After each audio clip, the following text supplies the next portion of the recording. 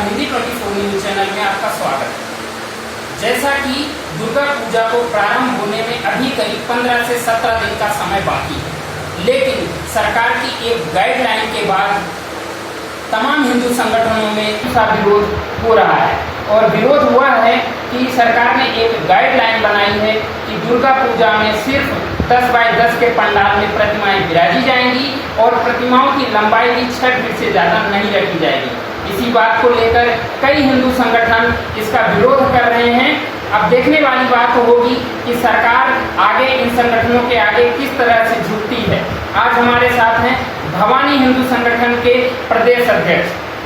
पिछले रविवार को भवानी हिंदू संगठन ने रोशनपुरा चौराहे पे बहुत जबरदस्त प्रदर्शन किया था इसी बात को लेकर, जिसमें पुलिस द्वारा कार्यकर्ताओं पे लाठीचार्ज भी किया गया था और कई कार्यकर्ता गंभीर रूप से घायल हुए थे और कुछ कार्यकर्ताओं को पुलिस ने हिरासत में भी लिया था। तो आइए हम उनसे बात करते हैं और उनके आगे की रणनीति के बारे में जानते हैं। आपका बहुत बहुत स्वागत है हिंदी 24 में।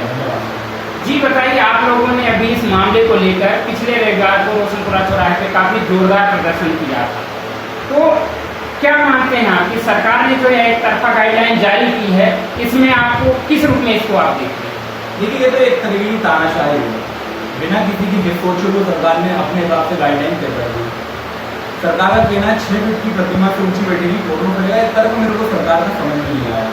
इससे कितने हजारों परिवार को आर्थिक संकट झेलना पड़ेगा, सरकार को वो भी सोचना चाहिए। जो मूर्तियां बन के तैयार हो गई हैं 6 फीट से ऊंची, उनका क्या होगा? इसमें कुम्हारों का बहुत पैसा लग चुका है, डीजे वाले, पंडाल वाले, ऐसे कई परिवार दुर्गा उत्सव से जुड़े रहते हैं। इन लाखों लोगों पे बहुत गहरा आर्थिक संकट चल रहा है, क्योंकि वैसे ही आपने कुछ दिनों पहले हमारे लॉकडाउन लगा था काफ़ी लंबा, तो उससे देश वैसे बहुत आर्थिक संकट से जूझ रहा। और ऐसे में ऐसे नियम निकाल के और लोगों को आर्थिक संकट में ढकेलना बड़ा दुखद है मेरे हिसाब से।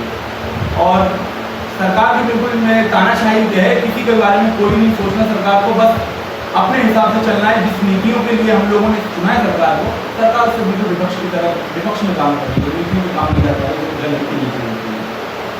आपको नहीं लगता कि सरकार की जिस तरह चुनावी रैलियों में लाखों की तादाद में भीड़ आ रही है और किसी भी प्रकार की गाइडलाइन का पालन होता नहीं दिख रहा है, और दूसरी तरफ सरकार सिर्फ 10 बाय 10 के पंडाल में पूजा की अनुमति और मूर्ति की भी ऊंचाई सिर्फ 6 फीट रखने को लेकर, तो दोनों गाइडलाइन में देखा जा रहा है कि सरकार अपने तरफ तो कोई गाइडलाइन का पालन नहीं हो रहा, दूसरी तरफ ये किया मतलब जो नियम लाई है उसको लेकर आपको नहीं लगता कि दोनों तरफ में सरकार का मत है?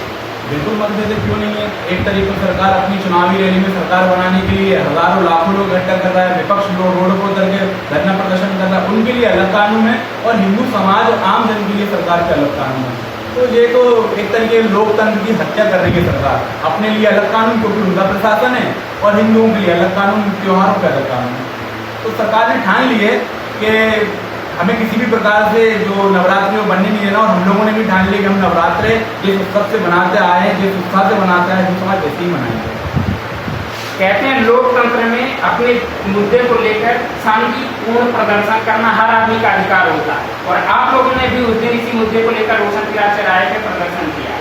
जिस तरीके से सरकार के प्रशासनिक अमले द्वारा आप लोगों के ऊपर लाठीचार्ज किया गया बेवजह तरीके से, इसको आप कितना सही मानते हैं? देखिए, सबसे पहले पूरा मीडिया उधर उपस्थित था, सबने देखा कि हम लोग उधर पे शांतिपूर्ण रूप से बैठे हुए थे, और हमारी मांग थी कि हम ये ज्ञापन सीएम साहब को सौंपना चाहते हैं।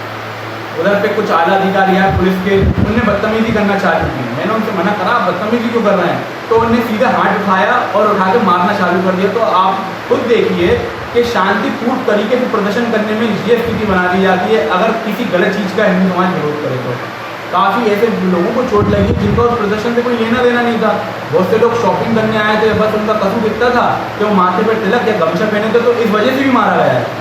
जो लोग तिलक और गमछा पहन के आए थे उनको भी मारा गया, भले वो प्रदर्शन में आए या ना आए। और लगभग पुलिस ने ये 1 घंटे तक लोगों को परेशान करा, और यहाँ तक कि प्रदर्शनकारियों को एक बार बस में बिठा दिया तो उनसे अभद्र व्यवहार नहीं किया जाता। मुझे गाड़ी में बिठाने के बाद मेरे को पुलिस के कुछ अधिकारियों ने बस में अंदर मारा है, और हमारे कई कार्यकर्ताओं को बस के अंदर मारा है, जिसका मेरे को काफ़ी चीज़ का दुख हुआ, और मैं इसका बहुत विरोध करता हूँ। और कुछ अधिकारी जिनको मैं चेहरे से जानता हूँ उनका, और जो इनको मैं पहचानता हूँ, नाम से पहचानता हूँ, उनका माननीय उच्च न्यायालय में उनके खिलाफ मैं कंप्लेन करूँगा, पिटीशन लगाऊंगा। आपको नहीं लगता कि बीजेपी हिंदूवादी पार्टी मानी जाती है और आज हिंदू ही बीजेपी के खिलाफ होता दिख रहा है? इसको किस रूप में देखते हैं? देखिए, बीजेपी हिंदू वाली पार्टी मानी जाती है, वो अपनी नीतियों से विपरीत काम करेगी तो कैसे काम चलेगा। पिछली बार कांग्रेस शासन ने जब ये 6 फीट की प्रतिमा का कानून बनाया था तो बीजेपी के कई बड़े नेताओं ने इसका विरोध करा था। महात्मा जी ने भी, सुरेंद्रनाथ सिंह जी ने भी इसका सीएम घेराव करा था जब कमलनाथ जी मुख्यमंत्री थे, तो मैं भी उसमें सम्मिलित हुआ था, क्योंकि ये हिंदू जो आस्था है उससे खिलवाड़ किया जा रहा था। मेरा काम था जहाँ हिंदू की बात होगी, जहाँ हमारे समाज की बात होगी, तो मैं निश्चित रूप से जहाँ पे जो लोग लड़ेंगे उसके लिए मैं उनके साथ कराऊंगा। तो बिल्कुल बीजेपी जो विचारधारा से विपरीत काम कर रही है। आखिरी और अंतिम सवाल, अब जैसा कि सरकार लगता नहीं इस मामले पे कहीं ना कहीं झुकती दिख रही और समय भी बहुत कम बचा है, आगे आपके संगठन की क्या रणनीति होगी और किस प्रकार की रणनीति पे आप लोग काम करेंगे?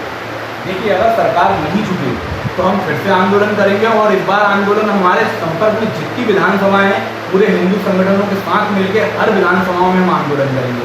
हम इधर रुकेंगे नहीं, क्योंकि अगर ये इस बार कानून लाद दिया गया हिंदू समाज पे तो हमेशा के लिए कानून लाद दिया जाएगा और हम कतई बर्दाश्त नहीं करेंगे। क्योंकि कोरोना से किसी भी संबंध में दुर्गा जी का हाइट का कोई लेना देना नहीं, पंडाल का कोई लेना देना नहीं। अगर है तो वो चीज़ सरकार पे भी लागू होना चाहिए, जो उनकी जनसभाएँ हैं डेली है उसमें भी उनको वो चीज़ फॉलो करना चाहिए।